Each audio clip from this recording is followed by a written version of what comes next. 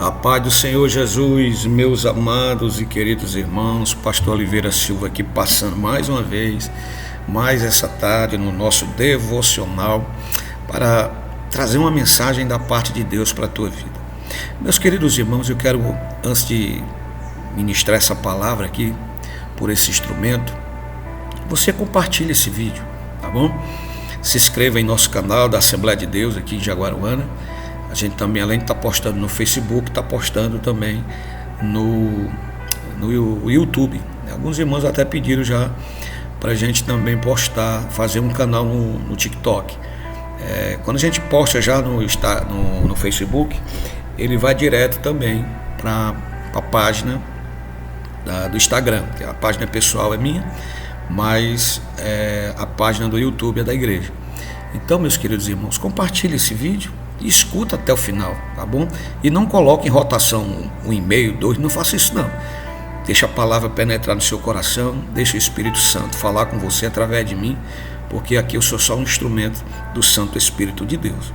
Alguns irmãos pediram para que eu complementasse a mensagem de quarta-feira, que foi quarta-feira, que eu falava sobre discípulos ou clientes. Realmente, devido ao tempo, eu não quero que o vídeo se torne muito longo, aí a gente tenta abreviar e termina não concluindo a mensagem, mas eu quero ver se eu consigo concluir essa mensagem de hoje sobre discípulos ou clientes, né? Que eu até falei que muitas igrejas hoje deixaram de ser igrejas e passaram a ser shopping, comércio. Então, se o cliente não é bem atendido, ele muda, né? E nem comunica que está saindo. Então Deus colocou isso no meu coração. Como também, irmãos, eu estou pedindo a Deus condições financeiras, né? Porque eu tive que, para concluir aqui a casa onde eu estou morando, para a glória de Deus, eu tive que fazer um empréstimo muito grande. Então estava tudo certo de eu lançar esse ano alguns livros, né? Mas devido a essa situação a gente não vai lançar. Mas estou orando a Deus.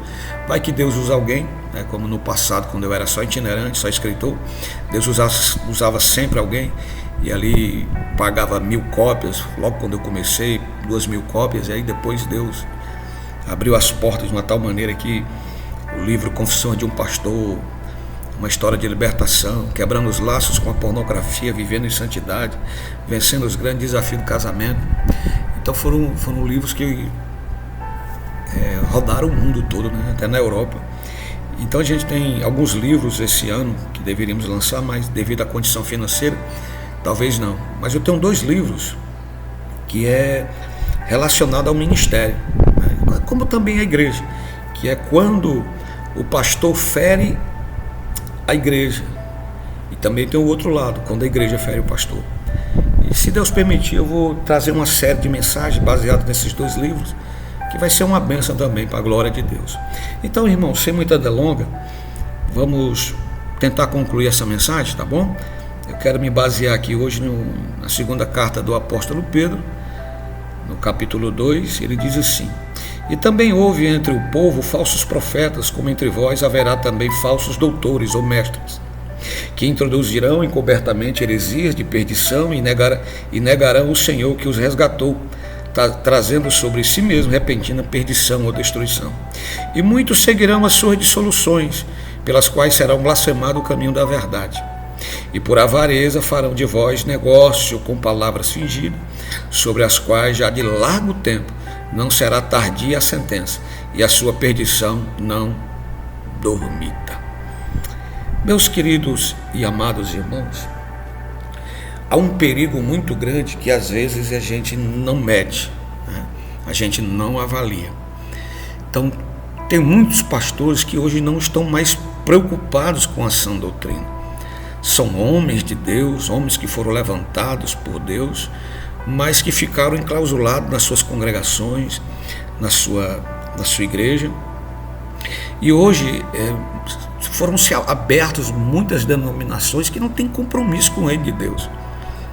Pregam simplesmente para se locupletar, para arrancar dinheiro, né? Para que ele tenha status, né? Porque hoje ser um pastor numa cidade, ele é procurado por políticos, né? E o homem que não tem discernimento, não tem temor a Deus, ele recebe propina, recebe coisa. para vender os crentes como crente fosse mercadoria. A realidade é essa, eu não posso esconder. Hoje o título pastor, né, que é uma entidade, é uma instituição, me perdoe, é uma instituição, ela tem sido blasfemada. Eu me lembro que há pouco tempo, há uns 2 anos atrás, eu acho, eu estava dentro de um banco, quando eu vi um crente falando mal do pastor dele, né? Chamando o pastor de corrupto e que não prestava e aquele negócio todo. E eu estava na fila do caixa quando eu chamei. Eu chamei para conversar com muita ética. Eu disse, olha, você é crente? Aí ele disse, eu sou. Pai do Senhor, meu irmão. Aí ele disse, paz e graça. Aí eu disse, tá bom. Meu querido, não faça mais isso não que você fez, não. Porque eu tenho um problema de audição, mas mesmo assim eu ouvi você blasfemando contra o pastor que pastoreia a sua vida e a sua família. Se você não concorda com ele, procure uma igreja que seja bíblica, uma igreja que pregue o evangelho, uma igreja que não vise só o dinheiro seu, entendeu? A sua fazenda. Porque eu sou pastor dessa igreja aqui, apontei, né? Saindo do Banco Bradesco, a gente vê logo a nossa igreja. Ele disse, o senhor que é o pastor Oliveira? Eu disse, sim, sou o pastor Oliveira. E deixa eu te falar aqui, olha, assim como eu ouvi outras pessoas que estão ali, isso eu falando baixinho com ele, né? Assim como eu ouvi outras pessoas ali, com certeza ouviram. Então, quando as pessoas saírem aqui do banco e olharem para o lado direito da rua, a primeira coisa que elas vão ver é uma igreja. Aí vão pensar, olha, ali tem mais um ladrão. Então, a instituição pastor está jogada na lama. Primeiro, por falsos profetas, por falsos mestres, e segundo, por pessoas que não têm escrúpulo nenhum. Nivela todo mundo do mesmo tamanho. Vai nivelar a pessoa lá por baixo e acha que todo pastor é corrupto, quando na verdade existem homens que lutam, que batalham pela verdade. Queridos, para vocês, fugindo aqui um pouco disso, mas ainda dentro disso, dessa aspa que eu abri aqui, quando eu assumi o meu primeiro campo, para você ter ideia, a igreja devia até o padre da cidade. E eu não pensei 2 vezes em vender uma propriedade minha, a única casa que eu tinha. Isso em 2014. A única casa que eu tinha eu vendi para pagar a conta da igreja, que não tinha sido eu que tinha feito, mas um pastor que tinha anteriormente pastoreado a igreja, não vou dizer aqui qual. Eu assumi essa igreja e a igreja devia todo mundo, o mercantil, depósito de construção, a rádio, que era da igreja católica, lojas de roupa. Estava uma bagunça, porque as pessoas hoje pegam esse título de pastor para se completar, para fazer empreendimentos, para comprar casas, móveis, investir em si próprio. E aí a obra de Deus se perde nesse caminho, né? Em uma reunião que eu participei agora esse ano, já que eu fiz com o ministério, o irmão foi indagado, me indagou por que hoje a maioria das Assembleias de Deus Tempo Central não tem o patrimônio que essas igrejas que estão surgindo têm. Eu tenho uma explicação.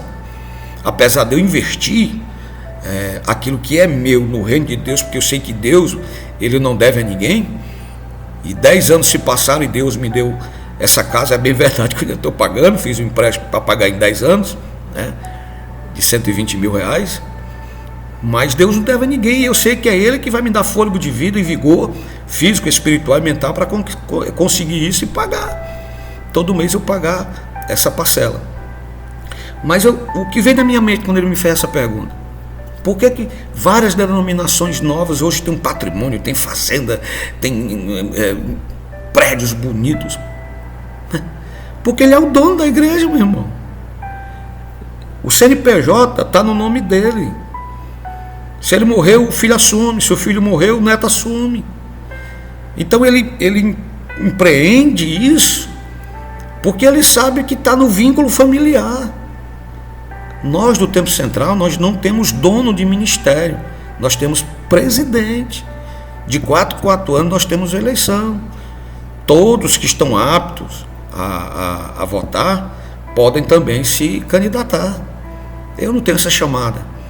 Então, mas tem muitos pastores. Ontem o pastor Flávio Florentino esteve aqui na minha casa, falou que vai ser um dos candidatos. Deus abençoe, mas eu não tenho essa chamada. Tenho chamada para estar pastoreando e com muita dificuldade, Deus sabe das minhas limitações. Mas hoje nós, como Tempo Central, nós não temos empreendimento, porque a maioria dos pastores eles estão construindo para as gerações futuras que não tem nenhum vínculo familiar com ele. Então ele coloca isso na cabeça e ele não vai fazer nada. Se ele não pensar no reino, ele não consegue alavancar o ministério.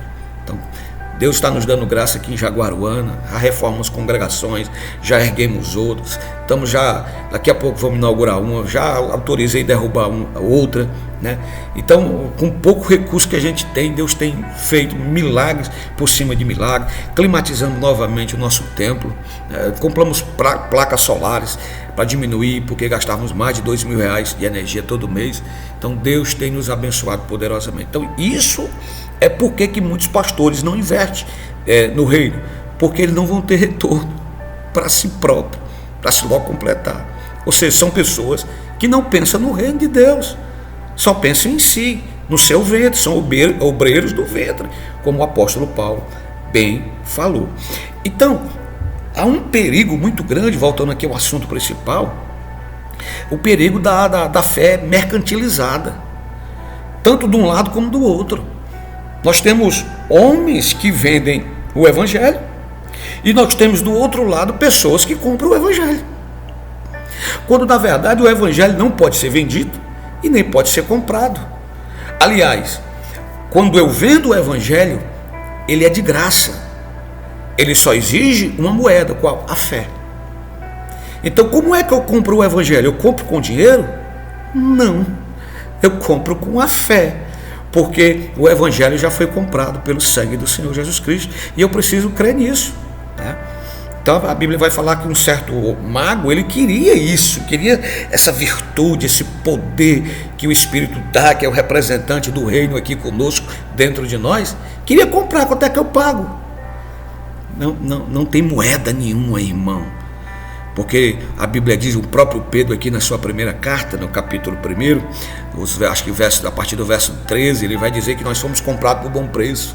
Não foi comprado não com ouro, mas com sangue precioso de Cristo Jesus. Então a gente tem que honrar esse sangue e não ser mesquinho de um lado e egoísta do outro, avarento do lado e amante do dinheiro do outro. Não, o evangelho tem que ser pregado com simplicidade, amor, carisma e mais ainda, com caráter. Com caráter. Cuidado para você não confundir carisma com caráter, porque tem muitos camaradas por aí cheio de carisma, mas não tem caráter. Então há um perigo muito forte aqui quando a fé ela é mercantilizada.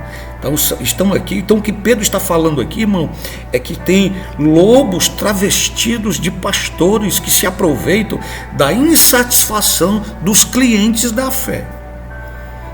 É grosseiro, é escandaloso dizer isso, mas é isso mesmo que nós estamos vendo. Isso que foi proferido tanto pelo apóstolo Paulo na carta a Timóteo, tanto na primeira como na segunda, o amor ao dinheiro, né, ao materialismo, como o próprio apóstolo Pedro está dizendo aqui.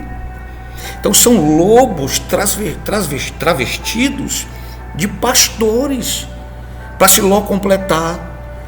Então eles se aproveitam da insatisfação de crentes que não são mais crentes, de crentes que não são mais discípulos, que não são mais servos, que não são mais amigos de Deus, que não são mais filhos de Deus, mas se tornaram clientes. E se ele está numa igreja, uma denominação, e aquela denominação não lhe serve bem, não lhe trata bem, como um restaurante dentro de um shopping, como uma loja dentro de um complexo comercial, se não lhe trata bem, ele logo sai. Há um problema gigantesco nessa situação. O que é que está acontecendo? Nós estamos formando pessoas sem caráter, pessoas à imagem de Satanás, à semelhança de Satanás e seus demônios, não, pessoas à imagem de Cristo Jesus. Porque são pessoas que são cheias de mimimi, que elas não suportam a sã doutrina. Eu fico imaginando o profeta João Batista chamando os doutores da lei, os fariseus, de raça de víbora. Ele perguntou: quem vos ensinou a fugir da ira futura? Produzir, pois, frutos dignos de arrependimento. E não comece a dizer: nós temos por pai Abraão. João Batista vai dizer: porque até mesmo dessas pedras, Deus pode levantar, suscitar, erguer, gerar filhos a Abraão. Não é porque você frequenta uma denominação que seu nome está escrito no livro dos céus, não, meu querido.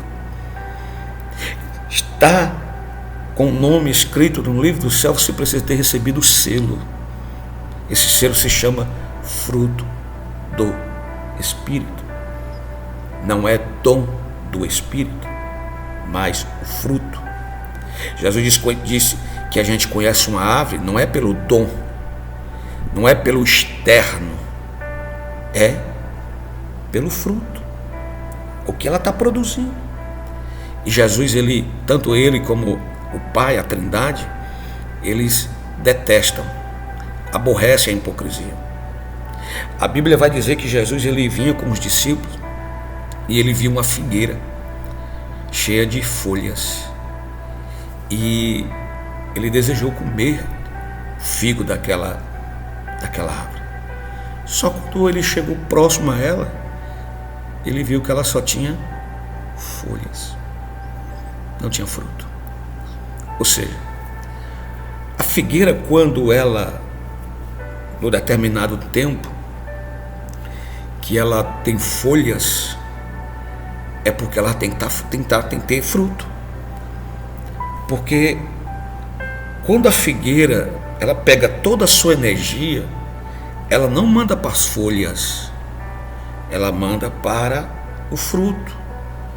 Primeiro se cresce o fruto, toda a energia que vem das raízes é para produzir fruto e não folhas. Depois que o fruto é gerado, aí vem a força das raízes para produzir agora as folhas. O que significa isso?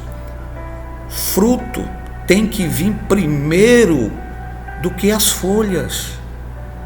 O interior tem que brotar primeiro do que o exterior. Não adianta eu viver encapado, com gravata, com paletó, e por dentro eu não ter fruto para dar. Então tem muita gente nessa situação, tanto os que lideram como os que são liderados, que são árvores secas, sem folhas, que não tem nada. E foi que Deus disse, Jesus olhou para daquela hipocrisia daquela árvore e amaldiçoou.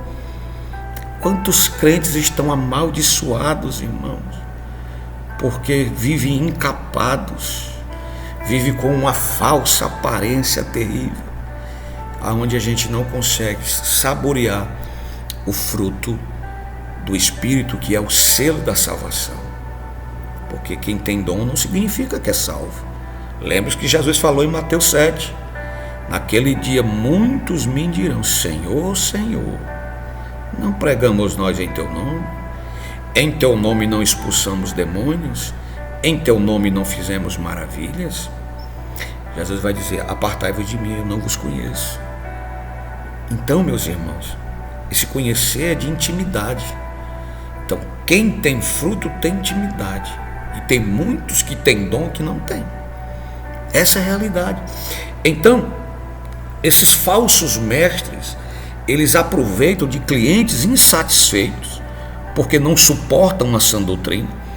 A gente não pode mais pregar aquilo que está no Evangelho. Você tem que ter cuidado, como ontem eu dizia na doutrina. Em certo campo onde eu passei, eu fui fazer um comentário de um estudo que eu estava fazendo contra seitas e heresias, instituições malévolas. Ele logo botou na cabeça, pastor, é bom o senhor ter cuidado, porque nós aqui dentro tem 4. Tem 4 pessoas que participam disso. Aí eu disse, e qual é o problema? Eu disse, não, eu estou só dizendo para o senhor, mas eu sei o que é que ele quer dizer. Se o senhor for pregar isso aí, não tem mais dízimo, não tem mais oferta, porque são os que dão mais. Então o senhor tem que pregar o que eles querem. Claro que ele não disse isso, mas eu conjecturei com a fala dele. Então tem pessoas que eles querem manipular o pastoreio, querem manipular as mensagens que você tem que pregar. Quando eu fui itinerante, por muitas vezes o pastor perguntou, deixa eu ver o teu esboço. Aí eu mostrava, tá, isso aí pode pregar. Isso aqui não pode, isso aqui não pode. Ou seja, há uma bitolação satânica, aonde você não pode pregar o verdadeiro evangelho, que é o que transforma. Não são palavras motivacionais. É por isso que está cheio de cliente dentro da igreja e não de discípulo, porque esperam uma palavra que venha dar uma motivação, venha erguer ele do mutuo. Meu irmão, o que ergue não são palavras que venham trazer ânimos para você, são palavras confrontadoras da vida que você está querendo viver. E eu sempre tenho dito isso, o evangelho ele produz 2 sentimentos no ser humano: o arrependimento ou a raiva, a ira. Quando você escuta uma palavra dura e você tem a consciência que você está naquela prática horrível, você vai para os pés do Senhor e se arrepende. Mas outros não, outros se revoltam mais ainda, saem da igreja e dizem, aqui eu não fico. Como a igreja fosse uma loja, como a igreja fosse um restaurante que não se visse a comida que ele gosta. Não é a comida que eu gosto, é a comida que o Senhor tem para dar. É a comida que o Senhor tem para dar, é o maná diário. Então são lobos transvestidos de pastores que pegam, armam suas tendas. Eu conheço um camarada que eu nunca mais chamei ele para pregar. Ele não fez isso comigo, graças a Deus, mas fez com outros pastores. Ele saiu de um ministério, não vou dizer aqui qual, eloquente, bom pregador, era convidado para pregar em outras cidades, em outros municípios. O que é que ele começou a fazer?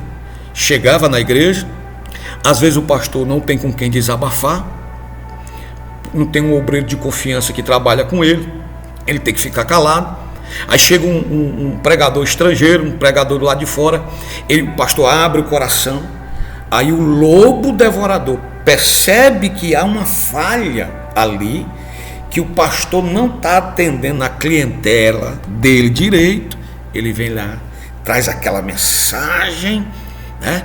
Aquela mensagem impactante que não transforma ninguém, é só emoção, porque emoção não gera avivamento, mas avivamento gera emoção. Então ele vai, pouco tempo depois vem, arma sua tenda, faz aquela festa, aquela divulgação, ministério fulano de tal. Aí muitos clientes, não crentes, não discípulos, não filhos, insatisfeitos, vão para lá. Então é isso que acontece. Então eles armam suas tendas, ministérios são abertos, não por vocação, mas por oportunidade de negócio, oportunidade financeira. É isso que tanto o apóstolo Paulo como o Pedro está falando. Então essas falsas doutrinas, elas se multiplicam ao ponto de você perder a conta de quantas denominações tem. Eu fui pastor aqui numa localidade, num distrito pequeno, irmãos, onde nós tínhamos, quando eu saí, hoje lá o pastor está abençoado, graças a Deus, acho que deve ter umas 13, 14 congregações, mas na minha época, quando eu cheguei eram 6, eu construí mais 3, com a sede 10. Então era o templo central e mais 27 ministérios dentro de um distrito desse tamanho. Aí, para a glória de Deus, algumas pessoas vinham nos visitar e ficavam com a gente. Esses ministérios foram fechando. Quando eu saí de lá, ainda tinham 16. Eu não sei quantos tem. Mas por que isso? É porque tem muita alma para ganhar do lado de fora ou muita alma para tirar de quem está dentro da igreja? Porque se fosse para ganhar do lado de fora, tudo bem, mas a maioria é para tirar de quem já está dentro, para não formar discípulos, mas filhos do inferno, 2 vezes mais. Então nós precisamos entender que o evangelho, ele não é um produto, é revelação divina. O púlpito, ele não é um palco como muitos pastores têm feito por aí. Ele é um altar de Deus. A igreja, ela não é uma empresa, não é um cabide de emprego, não é um negócio que você passa de pai para filho, sem um filho ter chamado. É o corpo santo, místico de Cristo. Então a pessoa, ela está perdendo essa noção, esses falsos mestres e esses falsos crentes, que deixaram de ser crente para serem clientes. Eles não entendem que o evangelho não é um produto de arrecadação, nem para quem prega, nem para quem está ouvindo. O evangelho é o poder de Deus para transformar vidas, modificar caráter, preparar o homem para morar na eternidade com Deus, com o Pai. Então é uma revelação divina, poderosa. E se você não entender essa revelação, você nunca nasceu de novo. O púlpito, irmão, ele não é um palco como tem gente fazendo. Tem igreja que parece mais um palco de festa, entrevista demônios. Aí, conta aqui a tua bênção. Qual é a bênção que a pessoa tem para contar? Que comprou um carro? Isso é bênção? Meu irmão, isso é trapo de imundícia comparado com a bênção que está no céu nos esperando, que a gente não teve entendimento, nem desceu o nosso coração, como Paulo falou. Isso não é bênção de nada. Comprou uma casa nova? Como é que está a tua empresa? Conta aí. Bênção. Bênção é o meu filho se converter, a sua esposa se converter, o seu esposo se converter, o vizinho ver transformação na sua vida e glorificar a Deus que está no céu e saber que Deus mudou um João, um cachaceiro, para um cidadão do céu, embaixador de Cristo. Então estão transformando o evangelho em tudo, menos no poder de Deus. Escute, os verdadeiros pastores e crentes, eles precisam assumir suas responsabilidades, irmãos. Querido, se você é crente de verdade, se você nasceu de verdade, você precisa assumir a sua responsabilidade com o reino do Pai aqui na terra. E pastor, escute o que eu vou lhe falar aqui. Assuma a sua responsabilidade. Não seja guiado por ovelha, por ovelha não, por lobo disfarçado de ovelha, tentando manipular a sua mensagem. Pregue aquilo que Deus mandou você pregar e pare com a conversa. Obedeça a Deus. Que você continue pregando só para você, sua mulher e seus filhos, mas pregue a verdade. Não vá ficar com arrudeio não, esperando dízimo de alguém que é alto, que quer manipular você. Eu passei por um campo onde eu disciplinei um obreiro 2 vezes pela mesma situação, bebida e prostituição. E eu me lembro que a segunda vez que eu preguei, estava faltando acho que uns 3, 4 meses para me sair desse campo, ligou para mim e perguntou se eu estava na cidade. Eu disse, não, eu estou em Fortaleza, chego depois da manhã eu quero conversar com o senhor. Isso sendo que ele já estava com mais de 2 meses sem aparecer na igreja. E eu mandava mensagem e sempre dizia que estava doente. E eu perguntava se podia visitar e dizia que marcava outro dia, e sempre a mesma conversa. Aí quando eu cheguei, avisei para ele que eu estava na cidade, e ele veio me procurar. Sentou-se do meu lado, pastor, eu vim aqui, sei que você é um homem de Deus, vim aqui para me desabafar, pedir um conselho para o senhor, eu quero verdadeiramente ser crente. Aí eu disse, tá bom, irmão. Aí ele disse, mas pastor, antes de eu falar alguma coisa, deixa eu pegar aqui meu dízimo, eu estou aqui com 4 meses sem dízimo. Aí, irmão, aí botou assim, ó, de dinheiro na minha frente. Aí, toma aqui, pastor, o dízimo. Eu disse, não, irmão, eu sou o pastor, mas eu não sou o tesoureiro, não. Chama aqui a tesoureira, que ela é minha esposa, irmã, ela pega aí e depois dá o recibo para o senhor. Foi dado o dinheiro, sim, irmão, conte. Pastor, eu caí de novo. Eu caí de novo na bebida e caí de novo com mulher. E eu vim aqui confessar ao senhor. Aí eu disse, meu irmão, de novo o senhor entrou por esse caminho, o senhor já é um homem de idade, um homem que é conhecido na cidade, cidadão, tem uma família maravilhosa ali, fazer um negócio desse. Mas está bem que o senhor veio aqui confessar, né? Eu espero que dessa vez o senhor deixe. Então, novamente eu vou ter que disciplinar o senhor. Eu disse, não, pastor, Eu não vim aqui confessar isso. Claro, graças a Deus. E eu espero que o senhor deixe. Não, mas eu estou confessando. Amanhã tem Santa Ceia, eu já quero tomar. Eu disse, não, a questão da Santa Ceia é você e Deus, eu não vou pedir não. Agora disciplinado você não pode subir na tribuna. Não, mas eu fui ensinado que confessou, isso é confessar e deixar. O senhor precisa ser tratado. O senhor precisa procurar um tratamento. Porque a vida que o senhor está vivendo aí não é uma vida boa não. Saiu da igreja, só voltou depois que eu fui para outro campo, né? E eu já soube que o pastor que isso me substituiu deu todas as oportunidades a ele. Ele voltou a fazer as mesmas coisas. Então, meus irmãos, nós temos a nossa responsabilidade. Aquilo que é verdade, não vai deixar de ser verdade não. Ninguém pode contar a verdade a não ser pela verdade. Então, os verdadeiros pastores e crentes têm suas responsabilidades. O problema que tem crente que é crente, que vai morar no céu, que parece que não tem responsabilidade com as coisas dele, de dar testemunho, de sustentar a obra de Deus. Não tem. Tem dinheiro para viajar, para a Europa, para Gramado, mas não tem um centavo, nem para pagar a luz da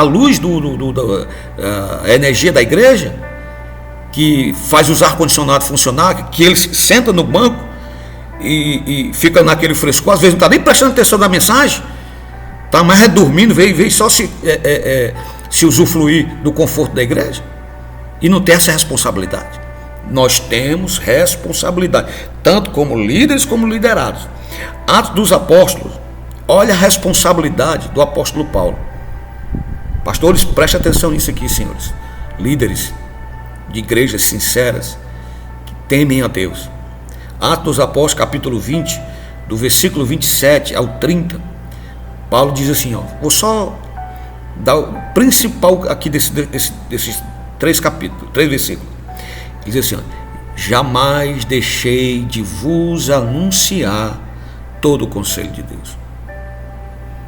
Irmão, quantos pastores estão omissos de não anunciar todos, não é 99,9, é todos os conselhos de Deus. Pregadores fiéis devem continuar anunciando todo o conselho de Deus, mesmo quando não agrada. E a maioria das vezes. Tem hora que eu pego tão pesado até que eu desagrado até a mim mesmo, quando eu estou dando doutrina. Crentes fiéis devem buscar profundidade na palavra e não apenas experiências emocionais. Ai, que culto maravilhoso! Ai, e roda e faz a línguas estranhas, aquela careta toda. Foi que foi pregado. Eu não sei, mas o culto estava bom. Mas o que foi dito? Eu sei que eu senti a presença. Senti a presença? Eu acredito que a gente tem que tirar esse jargão, porque isso é jargão. Você não tem que sentir a presença. Você tem que viver a presença.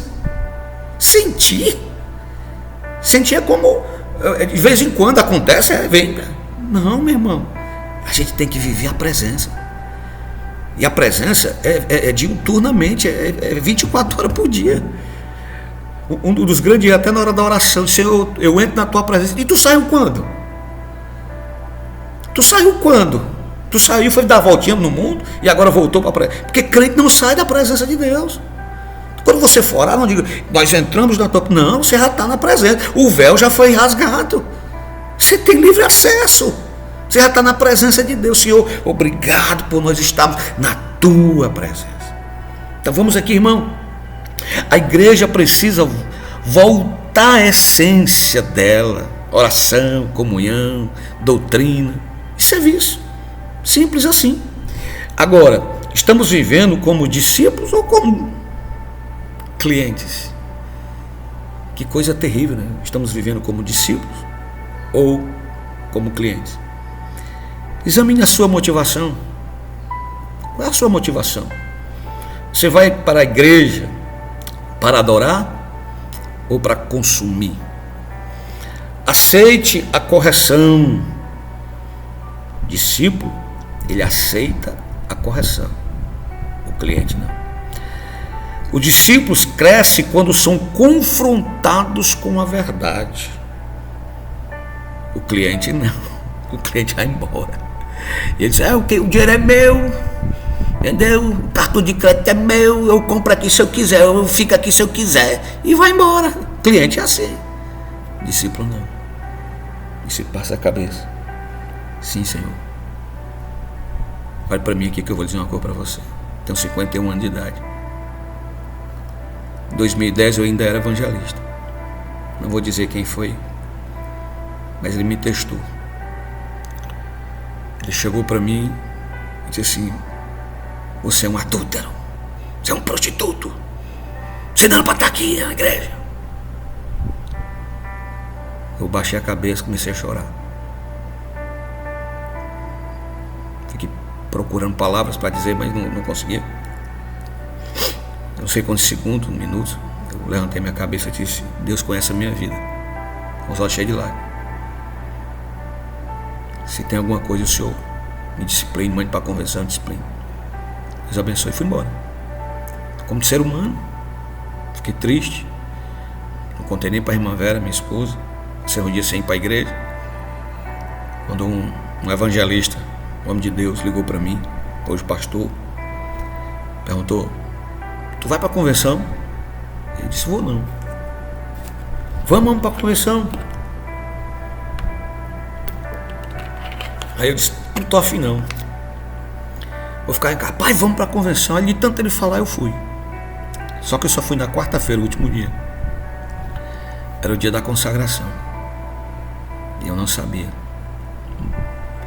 Mas o pastor havia me testado para ver qual era a minha reação. Porque, irmãos, você pode ter tudo. Teologia, sabedoria, revelação. Mas se não tiver humildade, não tem nada, não vale de nada. E ali eu me humilhei, chorei, não tinha o que fazer. Deus conhece meu coração. Mas Ele colocou meu nome. Em 2010, depois de 7 anos como evangelista, eu fui levado ao pastoreio. Então hoje as pessoas não aceitam correção. Há um tempo atrás aqui eu fui dois homens que eu achei que... Porque a gente se engana, né? Graças a Deus um retornou ao regaço e eu fui fazer um teste, como eu já tinha feito com outro aqui, que quando eu cheguei em Jaguarana me tratou muito mal. E hoje é evangelista, eu tenho ele como um filho. E eu dei uns gritos nele grande. Isso eu quero saber se esse cara... Eu já tinha feito isso, né? Eu sou dessa época que os pastores testavam para saber até onde é que vai a humildade do camarada. Eu cheguei na cidade de Aratuba para pastorear também. Encontrei lá um auxiliar. E aí vi esse vídeo aqui. Um auxiliar chamado Ricardo Martins, Francisco Ricardo Martins, sei quantos anos de crente, mas quase da idade de Matusalém, só de crente, mas estava lá desprezado, dizia que era a pior pessoa da face da terra lá. E quando eu cheguei para assumir, no dia que eu cheguei para assumir, no dia 23 de abril, foi 21 de abril, minha mente não está mais boa como era, de 2014, ele foi me receber, ele era o porteiro. Já tinha feito uma investigação social no Facebook, me recebeu bem. E quando terminou ali a posse, aí choveu de obreiros dizendo, aquilo, esse não presta, esse não presta, esse não presta, esse não presta, inclusive até o Francisco Ricardo Martins, que não prestava. Mas eu vi que o problema dele era a ausência do pai. E ali eu me tornei, até hoje ele me chama de pai. Eu me tornei, botei ele no meu lugar, porque aqueles que diziam que prestavam, no dia da minha mudança não estava lá, estava o que não prestava. Estava lá disponível para tirar a mudança do pastor Oliveira e colocar o que estava saindo no caminhão da Conadec. Pouco tempo, eu levei ele a presbítero, ele não foi diácono, e 1 ano e 6 meses depois eu apresentei ele ao ministério. Até hoje não dá o trabalho nenhum, ele está lá na Aratuba, ele é o co-pastor de lá e tem sido uma bênção para aquela igreja. E aqui também eu testei sobre ele. até saber até onde é que estava, se tinha transformado, se havia transformação. E eu dei um grito nele perverso, igual eu fiz com o Ricardo Martins. O Ricardo Martins, eu chamo ele de sem vergonha, de tudo que você possa imaginar aí. Ele só baixou a cabeça e chorou. Eu disse, pronto, você está preparado. E esse também aqui, que é o Tiago Alves, também fez a mesma coisa. Se calou, engoliu o choro. Nem parecia aquele bicho do mato quando eu cheguei aqui. Eu disse, pronto, esse está preparado. Mas aí eu caí na besteira de fazer com mais 2. Aí me ferrei. Mas Deus sabe. Mas um retornou e Deus está transformando a vida dele para a glória de Deus. Então, meus irmãos, a gente precisa ser confrontado com a verdade. O servo de Deus, o discípulo, ele aceita ser confrontado, mesmo que aquilo não seja a verdade, mas ele abate, ele não vai se levantar. Então a gente precisa valorizar essas pessoas, porque o verdadeiro discípulo, ele valoriza a palavra de Deus. Ele não busca falsos mestres, falsos pastores. Ele busca ser orientado por mestres fiéis e não apenas por mensagens doces que acalentam o coração, massageia o ego. Então, o discípulo verdadeiro, ele persevera, ele é perseverante, mesmo quando tudo se torna difícil, ele continua perseverando. Então, meus irmãos, Deus, o Senhor, não nos chamou para sermos consumidores da fé, mas discípulos da cruz. Ser discípulo é difícil, é verdade.